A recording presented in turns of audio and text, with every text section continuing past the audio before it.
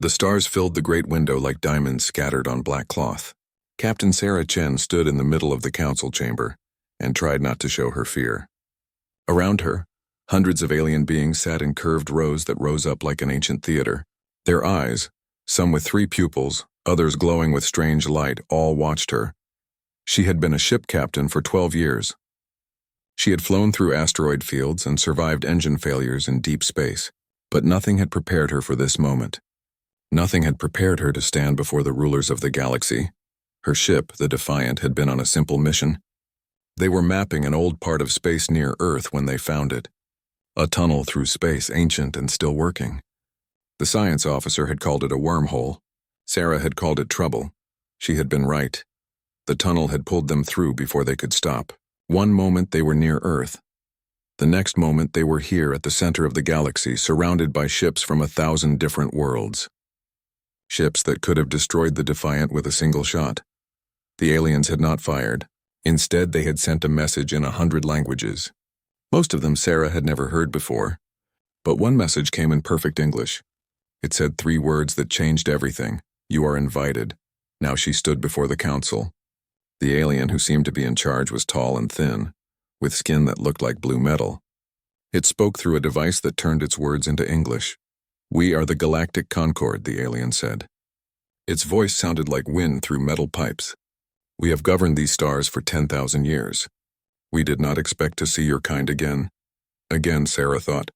The word stuck in her mind like a thorn. I am Captain Sarah Chen of Earth, she said.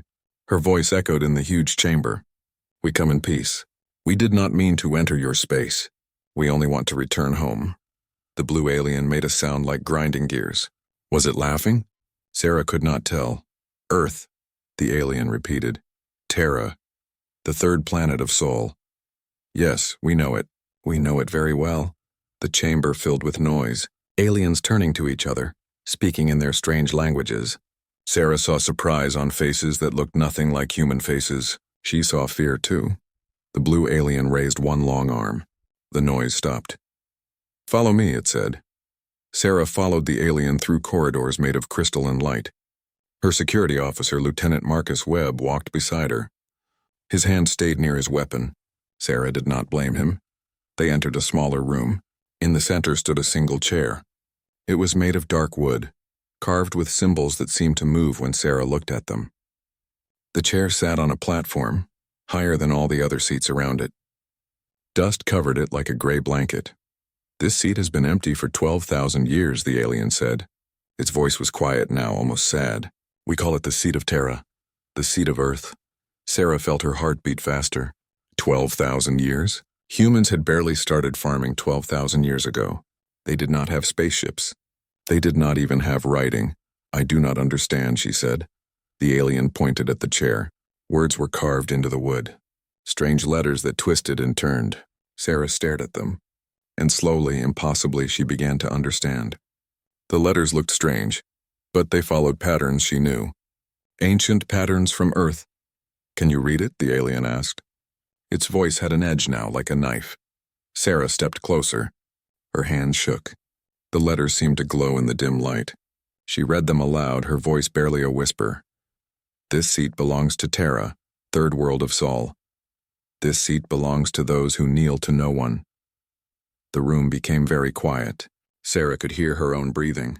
She could hear Marcus shifting his weight behind her. The blue alien turned away. When it spoke again, its voice was cold. No one has been able to read those words in 10,000 years. We thought they were just decoration. We thought the species that made them was long dead. It turned back to face her. Its eyes glowed bright blue. But you read them easily. Which means you are them. You are the ones we tried to forget. Sarah felt ice in her stomach. Tried to forget. What did that mean? I do not understand any of this, she said. Humans have no record of meeting other species. We thought we were alone in the universe until today. The alien made that grinding sound again. This time Sarah was sure it was laughing. Of course you have no record. We made sure of that. We destroyed your colonies. We sealed the wormholes to your system. We removed every trace of your people from the galaxy. We made you prisoners in your own solar system. Marcus pulled his weapon. Sarah put her hand on his arm, stopping him. Her mind raced.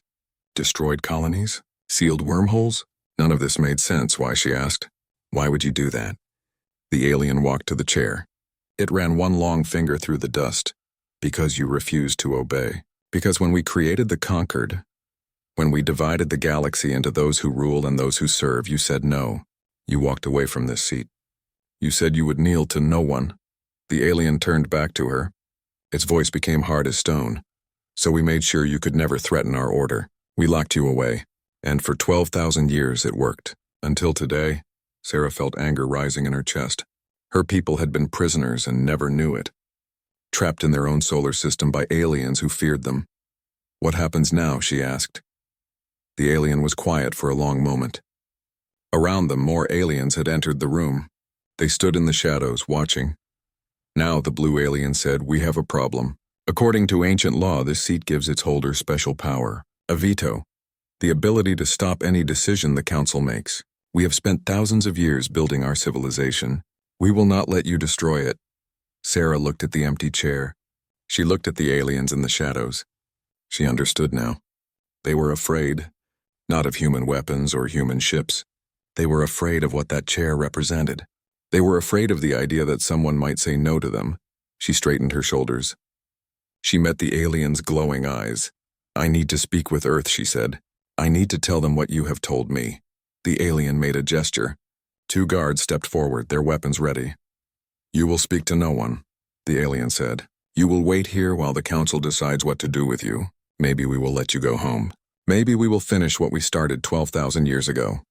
The guards led Sarah and Marcus away. As they left, Sarah looked back one last time at the empty chair. Dust covered it.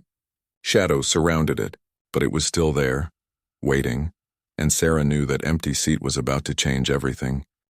The cell was small but clean. A window showed the stars outside, cold and distant. Sarah sat on the narrow bed and tried to think. Marcus stood by the door, listening for guards. It had been 3 hours since they were locked in. 3 hours of silence, 3 hours of waiting. Then the door opened. The being that entered was not one of the guards. It was smaller, with gray skin and 4 arms. Its eyes were large and sad. It moved carefully, looking behind itself as if afraid someone might see. "Who are you?" Marcus demanded. His hand went to his weapon. The being raised all 4 hands. "Please," it said in broken English. "I come to help. My name is Zektor. I am keeper of records. I know the truth about your people." Sarah stood slowly. "Truth," she said. "What truth?" Zektor pulled a small device from a pocket. It glowed with soft blue light. "This contains old records," he said. "Records the council does not want anyone to see. I have guarded them for many years, waiting for this day." He touched the device. Images filled the air. Sarah gasped. She saw Earth, but not the Earth she knew. This Earth had cities in space around it. Great stations where ships came and went, and the ships were human. Sarah could see the symbols on their sides, symbols she knew from history books. 12,000 years ago, Zektor said quietly, humans were part of the Galactic Conquered. Not new members, founding members. Your people helped create this government. The images changed. Now Sarah saw the council chamber, but it looked different. Brighter, newer. And in the seat of Terra sat a human woman. She wore simple clothes but held her head high. Around her, other species argued. The council was discussing a new law, Zektor continued. They wanted to divide all species into groups. Advanced species would rule. Less advanced species would serve. They called it the natural order. Sarah watched as the human woman in the image stood. The chamber fell silent. The device had sound. Sarah heard the woman speak. Her voice was strong and clear. "We came to the stars to meet our equals," the woman said, "not to find new slaves. If this council chooses tyranny, then Earth chooses to leave. We will not be part of an empire built on the backs of the weak." The other council members erupted in anger. The image showed them shouting, waving appendages, making threats. But the human woman did not sit down. She walked to the exit. Other humans in the chamber followed her. At the door, she turned back. Her words cut through the noise. "We kneel to no one. Remember that." The image faded. Zektor looked at Sarah with his large eyes. "The council was afraid," he said. "Humans had colonies on 40 worlds. You had powerful ships, strong allies. If you opposed the natural order, others might follow. So the council decided to act. New images appeared. These were harder to watch. Sarah saw human colonies burning, ships destroyed, space stations torn apart by weapons fire. They called it the Purge, Zektor said softly. They moved fast. Attacked without warning, within 1 year, every human colony outside your solar system was gone. Millions died. Marcus made a sound like a wounded animal. Sarah felt tears on her face. Her people, her ancestors, dead for refusing to become tyrants. But Earth survived, she whispered. How Zektor touched the device again. The image showed Earth's solar system. Around the sun, around each planet, Sarah saw thousands of ships. Human ships forming a wall of metal and weapons. Your people knew the attack was coming, Zektor said. They pulled back to their home system. They prepared to make a stand. And when the Council's fleet arrived, humans fought like nothing the galaxy had ever seen. The image showed a battle. Ships exploding, weapons firing, the space around Earth's sun filled with debris. And slowly, impossibly, the human ships won. Not all of them. Sarah saw hundreds destroyed, but they held the line. The Council lost 3,000 ships that day, Zektor said. 3,000 of their best. They retreated and sealed the wormholes to your system. They decided it was easier to lock you away than to fight you again. He turned off the device. The images vanished. Then they erased all record of your people, he continued. They told the younger species that the Seed of Terra was a memorial to a dead race. They made sure no one could read the old Earth languages. For 12,000 years they have hidden the truth. Sarah wiped her eyes. Why are you showing me this, she asked. Why help us? Zektor's face showed something Sarah recognized. It was shame because my people are slaves, he said quietly. We are one of the lesser species. We serve because we are told we must. But I have read the old records. I know humans died fighting against this, and I believe you were right. Footsteps echoed in the corridor outside. Zektor pressed the device into Sarah's hand. Keep this, he said quickly. Show your people. The Council will try to kill you before you can reach Earth. There is a maintenance tunnel behind the wall panel. It leads to the docking bay. Your ship is still there. Why should we trust you? Marcus asked. Zektor looked at him with sad eyes. Because I am tired of kneeling, he said, and I think your people can teach the galaxy to stand. The footsteps grew louder. Zektor moved to the door. Go now, he urged. Before they come. And when you reach Earth, tell them the truth. Tell them they are not alone. Tell them there are many of us waiting for someone to lead us. He slipped through the door and was gone. Sarah looked at Marcus. He nodded. Together they moved to the wall panel. It came away easily, revealing a dark tunnel beyond. The tunnel was narrow and cold. Sarah clutched the device Zektor had given her. It felt heavy in her hand. Heavy with history. Heavy with truth. They reached the docking bay 30 minutes later. The Defiant sat exactly where they had left it. Guards stood nearby, but they were looking the wrong way. Zektor had timed it perfectly. Sarah and Marcus ran across the open space. Alarms began to sound as they reached the ship. Weapons fire lit up the bay, but they were already inside, already sealing the doors. The Defiant's engines roared to life. Sarah took the pilot's seat and pushed the ship forward. More weapons hit their shields. Warning lights flashed across every screen. Find the wormhole, she shouted to Marcus. Marcus worked the controls. Got it, he said. 2,000 kilometers ahead. But Captain, there are ships moving to intercept. Sarah pushed the engines harder. The Defiant was not a warship. She was built for exploration, not combat. But she was fast. The wormhole grew larger on the screen. A massive ship appeared beside them. It was 10 times the size of the Defiant. Weapons ports opened along its side. Sarah did not slow down. She aimed straight for the wormhole. The big ship fired. Energy beams cut through space. One hit their rear shields. The Defiant shook hard enough to throw Marcus against his console. Hold on, Sarah yelled. The wormhole filled their view. Blue light surrounded them. The ship shook and twisted. Sarah felt like she was being pulled apart. Then everything went quiet. Stars appeared on the screen. Different stars. Sarah checked their position. Her heart leapt. We are home, she whispered. We are back in Earth's system. Marcus pulled himself up. He looked at the device Sarah still held. What do we tell them, he asked. How do we explain this? Sarah looked at Earth ahead of them. Blue and green and beautiful. Home. She thought about all the people down there, living their lives, not knowing they were prisoners in their own solar system. We tell them the truth, she said. We tell them who we really are. We tell them what our ancestors did, and then we let them decide what comes next. She set course for home. Behind them, the wormhole pulsed with light, and Sarah wondered if the council would follow. Wondered if they would try to finish what they started 12,000 years ago. But she also wondered something else. She wondered if humanity would do what their ancestors did. Would they stand up? Would they fight? Sarah touched the device in her pocket. She thought of Zektor. She thought of all the other species waiting for someone to lead them. We kneel to no one, she said quietly. And the Defiant flew toward home, carrying a truth that would change everything. The meeting room in Geneva was packed. Every government on Earth had sent representatives. Military commanders stood along the walls. Scientists filled the back rows. Everyone was here to hear what Captain Sarah Chen had to say. Sarah stood at the front. The device Zektor had given her sat on the table beside her. She had shown them everything. The old records, the images of human colonies in space, the battle for Earth's solar system, the truth about the galactic conquered. Now they sat in silence. The weight of 12,000 years pressed down on them all. The Secretary General of the United Nations spoke first. Her voice was quiet but firm. "So we are prisoners," she said. "We have always been prisoners and never knew it."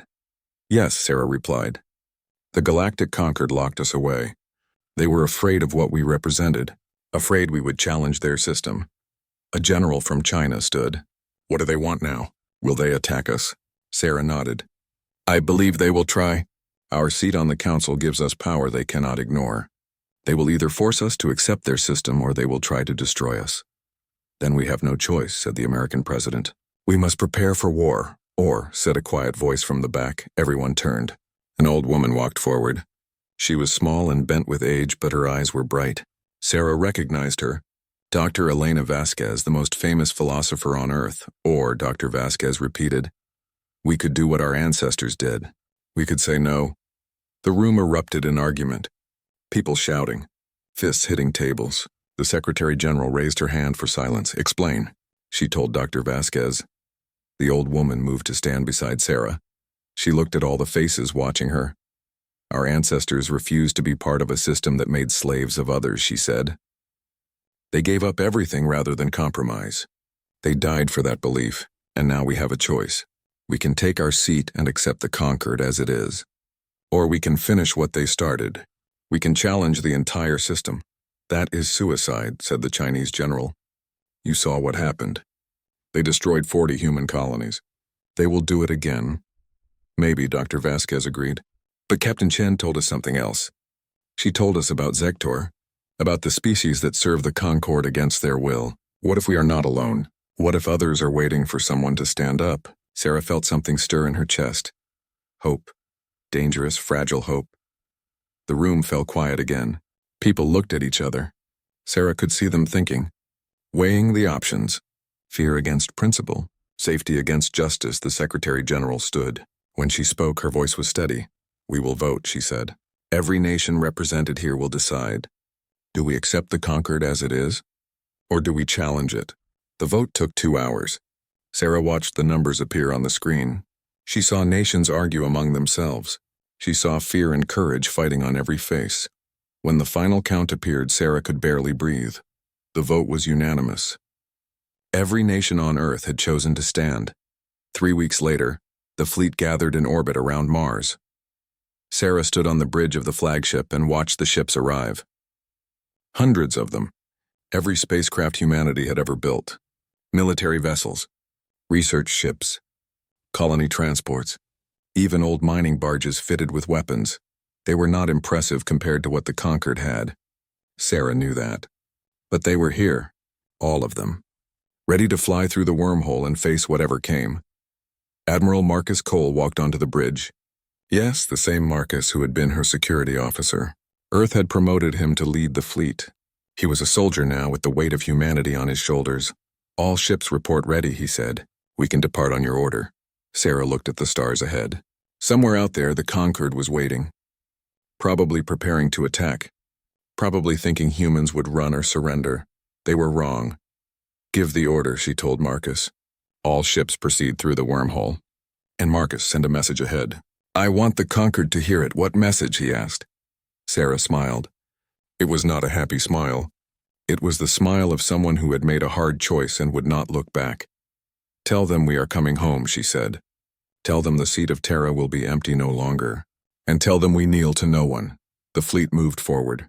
Ship after ship entered the wormhole. Blue light flashed as they crossed the impossible distance between stars. Sarah watched them go. She knew many would not return. She knew this decision might end humanity forever.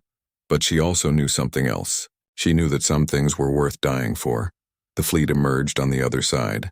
The Galactic Concord station filled their screens. And surrounding it, Sarah saw what she expected. Thousands of alien warships, an armada waiting to crush them. "Weapons are charging," Marcus said quietly. "They will fire soon. Hold position," Sarah ordered. "Do not fire. Let them see us." "Let them see we are not afraid," a message came through. It was the blue alien from before, the one who had shown Sarah the empty seat. Its voice crackled with anger. "You are fools to come here," it said. "Did you think we would let you challenge us? Turn back now or be destroyed." Sarah opened a channel. Her voice went out on all frequencies. Every ship in the system could hear her, human and alien alike. "We are not here to challenge you," she said. "We are here to claim what is ours, the seat of Terra. But we are not here just for ourselves. We are here for all the species you have enslaved, all the beings you have forced to kneel." She paused. Let her words sink in. "Our ancestors refused your system," she continued.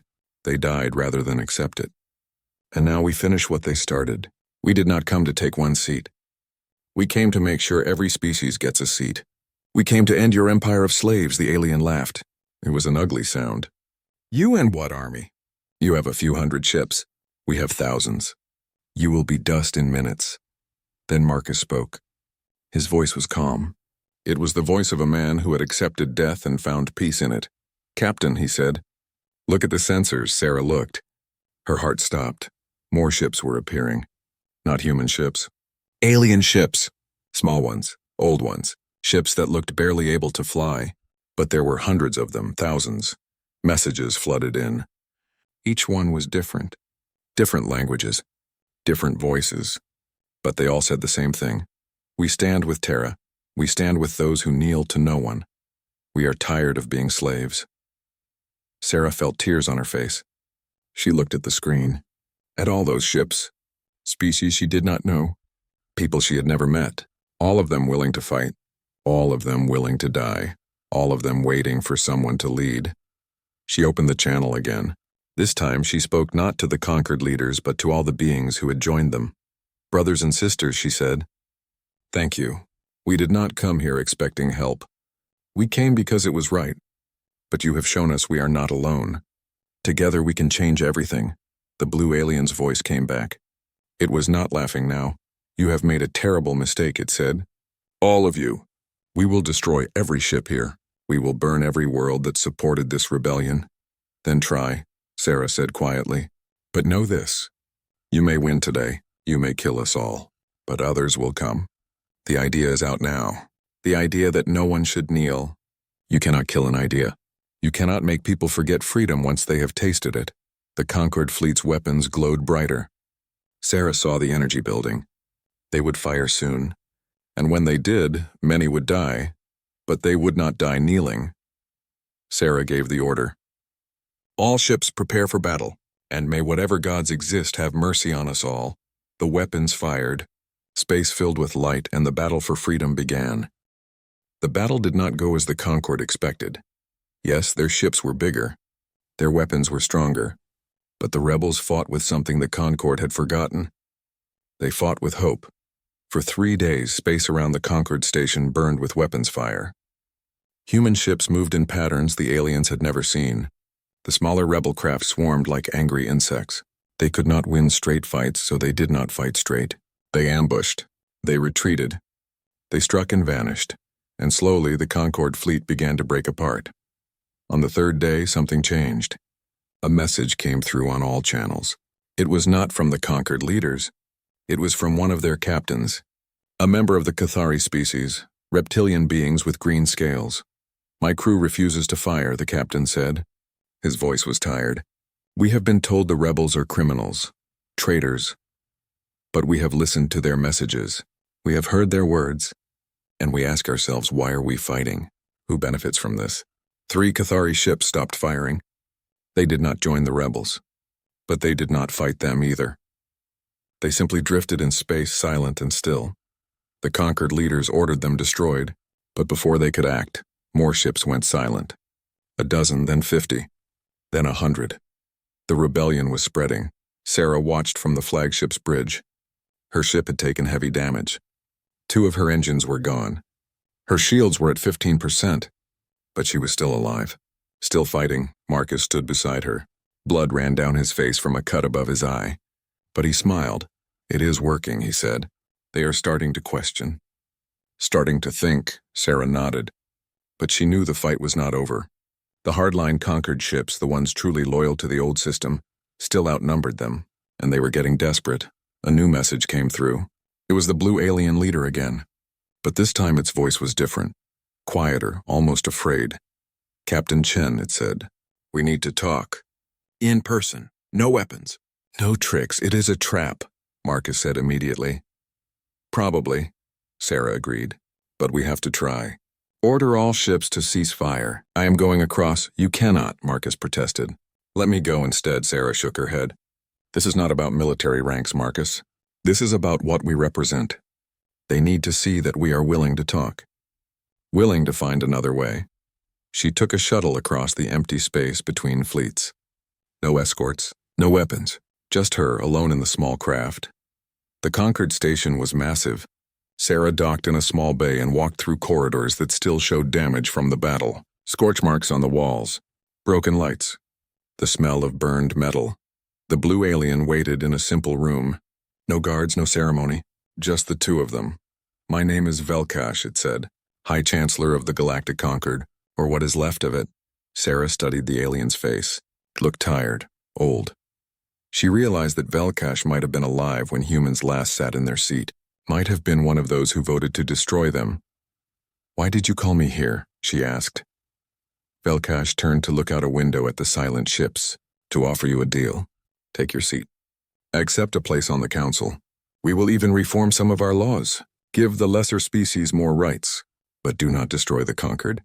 Do not tear down everything we have built." Sarah felt anger rise in her chest. "You want us to compromise, to accept a system built on oppression as long as you make it slightly less oppressive." "I want to prevent more death," Velkash said. Its voice rose. "You think you have won? Look outside. Half the conquered fleet is still loyal. If we continue fighting, billions will die. Not just soldiers, civilians, children, entire worlds." "And whose fault is that?" Sarah shot back. "Who created a system where some species were labeled lesser? Who decided some beings should serve others? You did this. The Concord did this. We brought order," Velkash said. "Before the Concord, the galaxy was chaos. Endless wars. Species destroying each other. We created peace. You created slavery," Sarah said quietly. "You called it order, but it was slavery. And my ancestors died refusing to be part of it." The room fell silent. Velkash turned away from the window. "What do you want then? If not compromise, what?" Sarah thought about Zektor. About all the messages from species joining the rebellion. About the Cathari ships that had stopped fighting. She thought about what it all meant. "I want every species to have a voice," she said. "Not just the powerful ones. Not just the ones you deem worthy. Every single one. I want a new Concord. One built on equality, not hierarchy." "Impossible," Velkash said. "There are 10,000 species in the galaxy. You cannot give them all equal say. It would be chaos." "Then let it be chaos," Sarah replied. "Better chaos with freedom than order with chains." Velkash stared at her for a long moment. Then it made that grinding sound Sarah had learned meant laughter. "You really are them," it said. "You really are the same stubborn, impossible humans from 12,000 years ago. We should have known. You do not compromise. You do not bend, not on this," Sarah agreed. "Not on freedom." The blue alien walked to a console on the wall. It pressed several buttons. An alarm began to sound throughout the station. Sarah's hand went to her side, reaching for a weapon she was not carrying. Velkash turned back to her. "Do not be afraid," it said. "I am not calling guards. I am calling a council session. An emergency session where every member must attend, even those fighting in the fleet outside." "Why?" Sarah asked. "Because you are right," Velkash said quietly. Its voice was sad, tired. Because I have lived for 300 years and I have watched the Concord become exactly what we swore it would never be. An empire. A machine that crushes anyone different. The alien looked at Sarah with ancient eyes. I voted to destroy your people, it said. 12,000 years ago when you walked away from your seat, I voted yes. I told myself it was necessary. That order was more important than justice. But I was wrong, and I have carried that guilt every day since. Velkash moved to the door. Come, it said. Come and do what your ancestors could not. Sit in the seat of Terra, and use its power to destroy the system we created. Sarah followed the alien through corridors to the Great Council chamber. Other beings were arriving. Some looked angry, others confused. But they all came. The ancient law required it. Sarah walked to the center of the chamber. The seat of Terra stood before her. Someone had cleaned it. The dust was gone. The wood gleamed in the light. She sat down. The moment she did, she felt something change. Power flowing through ancient systems. Recognition. The chair knew her. Knew she was human. Knew she had the right to be there. Lights appeared in the air around her. Symbols and words in languages she did not know, but she understood their meaning. This was the original charter. The laws that founded the Concord. And buried in those laws was a clause. A final safeguard. If any founder believed the Concord had become corrupt, they could call for reformation. Complete reformation. Everything would be dissolved. Every law voided, and a new system would be built from the beginning. Sarah stood. Her voice echoed through the chamber.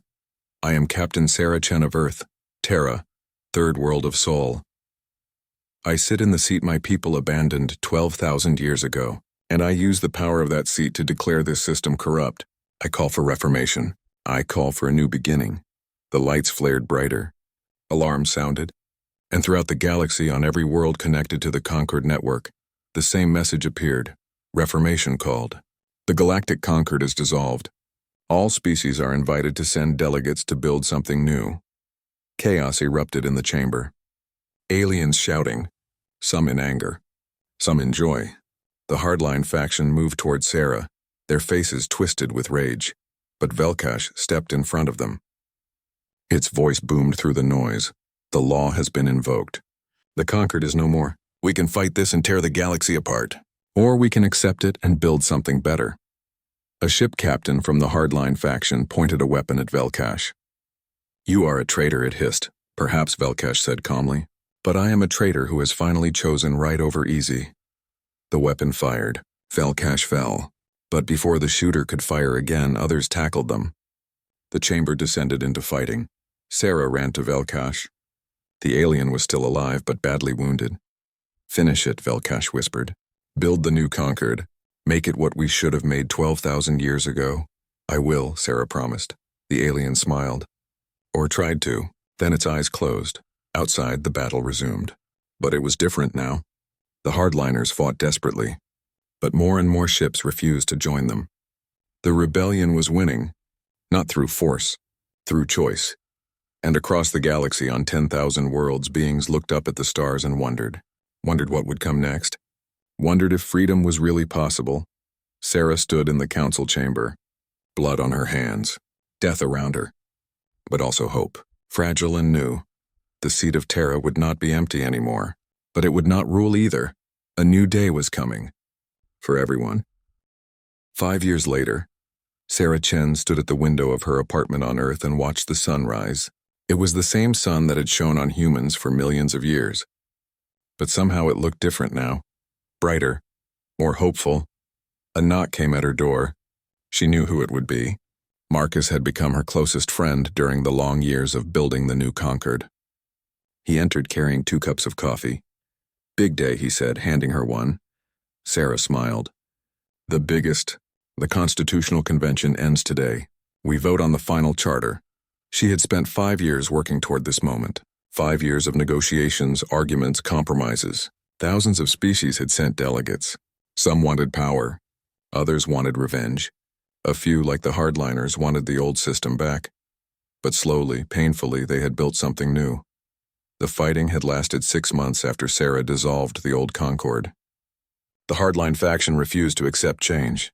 They attacked rebel worlds, destroyed ships, killed anyone who opposed them, but they could not win. Too many species had tasted freedom. Too many beings remembered what it felt like to stand rather than kneel. The rebellion grew, and eventually the hardliners had a choice: join the new system or be left behind. Most chose to join. A few fled to the edges of the galaxy, bitter and alone. Sarah felt sorry for them. But she did not chase them. The new Concord would not be built on revenge. "Are you ready?" Marcus asked. Sarah finished her coffee. "As ready as I will ever be. Let us go make history."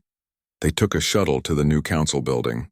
It was on Earth in Geneva, a symbolic choice. The planet that had been locked away was now the center of galactic government. But this council building was different from the old one. No towering seats, no hierarchy of positions, instead a massive circular chamber where every delegate sat at the same level. 10,000 seats in perfect equality. Sarah took her place among them.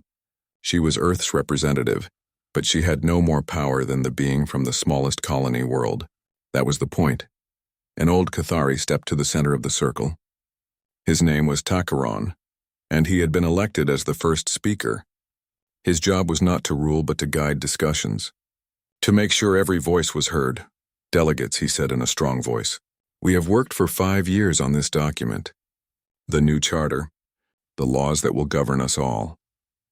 Today we vote on whether to accept it. But before we do, I want to remind you what we have achieved." He gestured around the circle. 5 years ago, most of you were slaves. Not in name, perhaps, but in truth. You had no voice, no choice. You lived according to rules others made for you, and if you objected, you were crushed. Takron's voice grew stronger. Today you sit as equals. Every species, every world, from the oldest civilizations to the newest, all equal, all free to speak. Is this charter perfect? No. Will everyone agree with every law? No, but it is ours, built by us.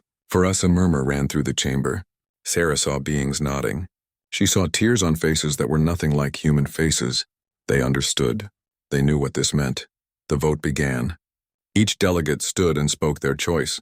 Yes or no, for or against, it took hours. 10,000 voices, 10,000 choices. Sarah listened to them all. Some spoke with joy, others with fear. A few voted no, still clinging to the old ways. But most voted yes. When Sarah's turn came, she stood. She looked around at all those faces, all those species. She thought about her ancestors, about the woman who had walked out of the old council, about all the humans who had died defending their beliefs. "I vote yes," she said simply, "not because this charter is perfect, but because it is just, because it treats all beings with dignity, because it says that power comes from consent, not force." She paused, then added quietly, "Because it says we kneel to no one." The chamber erupted in cheers. Not everyone, but enough. More than enough. The final count appeared on screens around the circle. 8,300 votes for, 1,700 against. The charter passed. Takron raised his hands for silence. It took several minutes. When the noise finally died, he spoke. "This is only the beginning," he said. "Building a fair system is hard. Keeping it fair is harder. We will make mistakes. We will argue. We will disagree. But as long as we remember why we are here, as long as we remember that no being should kneel to another, we will succeed." After the session ended, Sarah walked alone through the gardens outside the council building. She needed time to think, to process what had just happened. She found a quiet spot and sat on a bench. Above her, ships streaked across the sky, ships from 100 different worlds, coming to Earth not as conquerors but as partners. A small figure approached. It was Zektor, the keeper of records who had helped Sarah escape 5 years ago. He looked older now, tired but happy. "May I sit?" he asked. "Please," Sarah said. They sat in silence for a moment. Then Zektor spoke. "I wanted to thank you," he said, "for everything. My people are free now. We have a voice, a choice. Because of you." Sarah shook her head. "Not because of me, because of all of us. You risked your life to help me. Others fought and died. This was not one person's victory. It was everyone's." Zektor nodded. "Still, it started with you, with humans refusing to compromise on freedom. That matters." Sarah thought about that, about her ancestors, about the choice they made 12,000 years ago.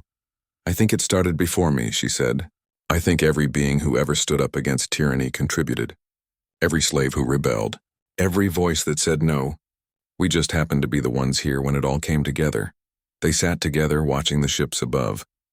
After a while, Zektor stood to leave. But he paused. What will you do now, he asked. Will you stay as Earth's representative? Sarah smiled. For a while. But eventually, I think I will go back to exploring. There is a whole galaxy out there. And now we are free to see it. That evening there was a ceremony. The old seat of Terra, the one from the ancient council chamber, was being moved. Not destroyed. Never that. But relocated. They placed it in a park in Geneva, open to the public. Anyone could visit. Anyone could sit in it if they wanted. But a plaque was added to the base. It read in 1,000 languages. This seat was empty because we would not rule. It remains empty because we kneel to no one. May it forever remind us that freedom is not given. It is claimed by all for all. Sarah attended the ceremony. So did Marcus. So did thousands of beings from across the galaxy. They gathered in the park as the sun set. A child stepped forward. Not human. A small being with purple skin and large eyes. She was from a species that had been enslaved for generations. But she was free now. Born free. The child placed a flower at the base of the seat. Then she turned to her teacher, a human woman named Dr. Lee.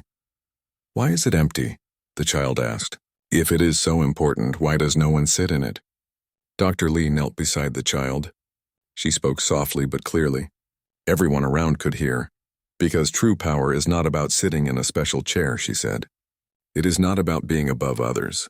True power is the power to choose your own path, to live free. That seat is empty to remind us.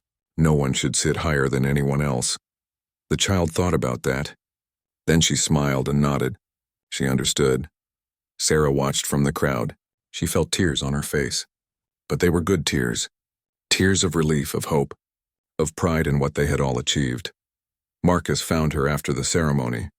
They walked together through the park. Do you think it will last? He asked. All of this. The new Concord. The freedom. Sarah looked up at the stars. Ships moved between them. Trade vessels. Science missions. Families going to visit other worlds. I do not know, she admitted. Freedom is fragile. It has to be defended. Every generation has to choose it again. But I think we have given them a chance. A real chance, that is all we can do, Marcus agreed. Give them a chance and hope they make the right choice. They walked in silence for a while. Then Sarah stopped. She turned to face Marcus. Thank you, she said. For everything. For standing with me. For believing, Marcus smiled. That is what friends do. What humans do. We stand together. We kneel to no one. Sarah looked back at the empty seat one last time. It stood in the fading light, a monument to those who had died for freedom, to those who would die defending it in the future, to all beings everywhere who refused to kneel, and she knew deep in her heart that their sacrifice had not been in vain. Years passed. Decades. The new Concord grew stronger. There were problems, of course, arguments, disagreements. Some species left and formed their own alliances. That was their right, but the core remained. The idea that no being should kneel to another. That all deserved a voice. That freedom was worth fighting for. Sarah eventually stepped down as Earth's representative. She did return to exploring just as she had wanted. She spent her remaining years traveling to distant worlds, meeting new species, learning new things. She died at the age of 97, on a small colony world far from Earth. But beings from across the galaxy came to her funeral. They came to honor the woman who had sat in the seat of Terra and used its power not for herself but for everyone. And long after she was gone, the stories remained. Stories told to children on 1,000,000 worlds. Stories about the humans who refused to kneel. About the species that was locked away and broke free. About the captain who dissolved an empire and built something better. The empty seat still stood in its park on Earth. Flowers were always fresh at its base. Visitors came every day,